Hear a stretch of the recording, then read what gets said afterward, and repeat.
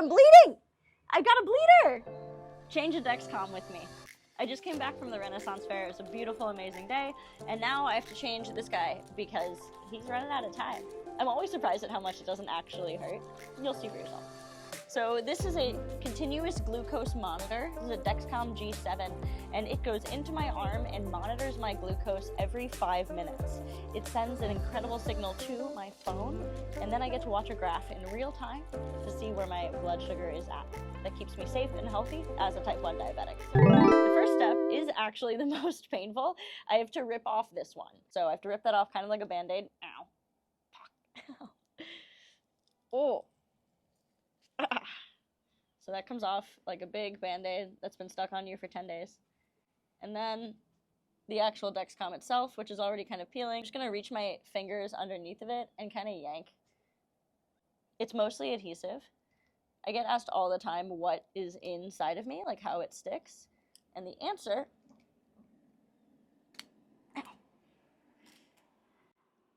is this tiny little wire. It's apparently kind of testing the fluids around your blood. I'm not exactly sure how it works, but you can go here to read more. I'm an acrobat, not a scientist or a doctor. So now it's time for the new one, and it comes in this little box. Get a Dexcom. They cost like $150 and they only last 10 days. I'm an influencer.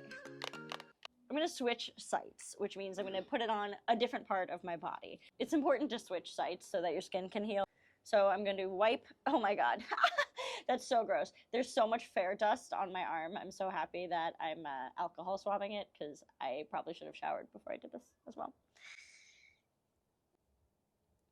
You're not supposed to blow on it. I'm not exactly sure why at the whole, oh, it's germs. Oh, that makes so much sense. If you're swabbing it and then you blow on it, you're oh, I thought it was gonna be like a sticky adhesive. No, it's just the mom says germs and she's right. Take out the little instruction booklet and I take out the over patch. Sometimes I forget to do this and then I throw all this away and then I get sad. So I take out this, I put this to the side. I can throw out the instructions though, I don't need this anymore. That's why you're watching this video. Throw out the instructions, build the IKEA furniture. You don't need help, you're a man. This is the launch pod. So I unscrew the launch pod. Probably has a technical term, but I'm gonna say launch pod. The cap comes off, you can throw this away because you're a man and you don't need instructions. And then this is what the inside of it looks like. So this is the back end of the Dexcom with a needle, and inside of that needle is the wire. Apparently there's rare earth magnets inside here too that people like mine. So I'm gonna press this go button, and then this is spring loaded. It's going to hydraulically launch the Dexcom out of the pod and into my arm so fast that the needle and the wire are gonna go inside of my body without me feeling it. Didn't feel it. I don't feel it. Cool, so the first thing I do is I check for what's called a gooseneck, where I put my finger on the little hole, and if I feel a wire poking out, then that means it's goosenecked, and it will fail, and it won't read my blood sugar, and it needs to be torn off and thrown in the trash. Game over. And that happens like maybe 1 out of 6 times, which is a lot for something that costs $150 a pop. So I'm gonna go to my connections.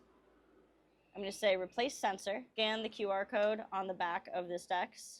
Sensor is identified. Searching for the sensor. This is kind of the moment of truth. Good, so it says Bluetooth pairing requests. I press pair, and now it says sensor paired. I have 25 minutes for a sensor warm up.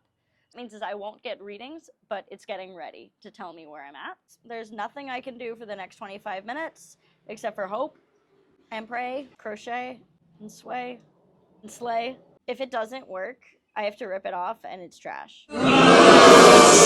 Sometimes it will work and then it won't work like 2 hours later. Like it'll start working and then it'll just crap out on you, which really sucks. The nice thing is that Dexcom works really well with their customers to replace sensors that don't work. So if you have proof that you have a sensor that didn't work, you can screenshot the warning errors or you can screenshot the failure messages and you can send it to them. They will send you another Dexcom for free. The hard part is that I move every 5 to 7 to 12 weeks, and sometimes I can't always get to a post office or have a reliable mailing address to get another Dexcom back. So It's a win for most people, but I don't usually get to participate in the free Dexcom program. Let's do some math. One Dexcom lasts me 10 days.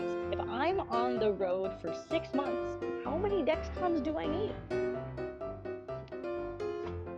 And the real truth of it, too, the reason why I hoard Dexcoms and insulin. When I first got diagnosed with diabetes, I got on one of those like diabetic health Facebook groups.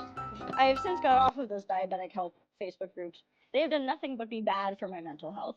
One person said, hey, how long would you last if there was a zombie apocalypse, or if we ran out of electricity, or if there was a government shutdown and all pharmacies closed? 2, 4, 6, 8, 10, 12, 14, 16, 18, 20, 22, 24. Hey Siri, how many months is 240 days?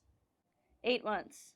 So not even the entire gestation period of a human infant. That's scary, right? Isn't that scary? It sucks. Now, that being said, Dexcoms are not a life-saving piece of durable medical equipment. So I could survive without a Dexcom. I just don't know as easily where my blood sugar is in range or not in range. This is the analog version of a Dexcom, which is a little finger pricking machine. You might have seen this if your grandma had diabetes.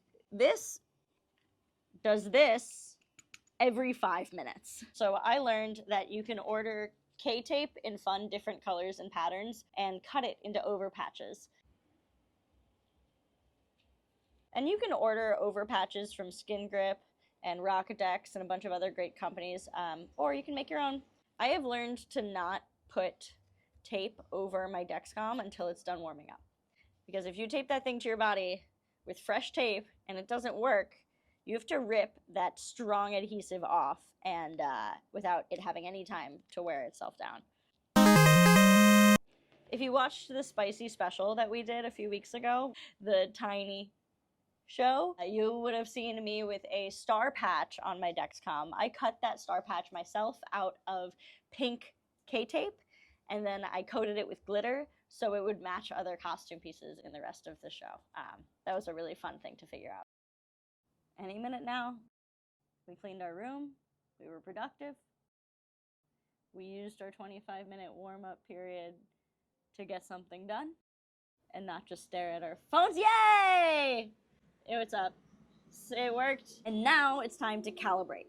So the next step is that I go old school and I compare a number on the glucose monitor to the number on the Dexcom. I'm going to take this hat off because it's really hot. I'm going to pull a test strip out of this little tube.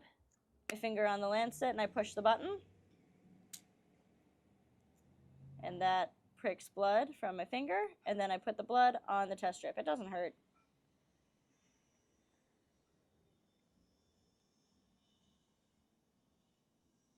And it says I'm at 176. So this is only off by like 40 points, which isn't that bad for a calibration. And now I'm going to calibrate the Dexcom by changing the number to match the glucose meter. Now that we know that I have a Dexcom that works, I'm going to take a sticker and throw it right on there. Oh, I'm bleeding! I got a bleeder! There's a saying that bleeders are good readers. And if it doesn't hurt, it's okay. It might look a little scary, but this has happened before, and it's not that big of a deal. So now we're going to put on the over patch. So this is the part where I ask for help. I say, hi, can you help me? And I tear the two edges of the over patch so that you see it's separated here. This is kind of an elastic tape. Worst case scenario, I can do this myself, but I really like when I don't.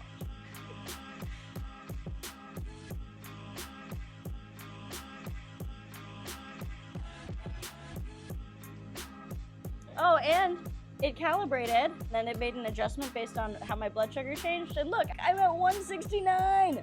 Nice! This is how I feel when I have a Dexcom that works. Thanks for watching! None of this was medical advice. I'm not a doctor, I'm an acrobat. Talk to your doctor or endocrinologist for more information on a continuous glucose monitor and what's right for you. And if you don't need a continuous glucose monitor, thanks for watching like the good fan you are. Give yourself a pat on the back. Get some candy, because you can, and I love that for you.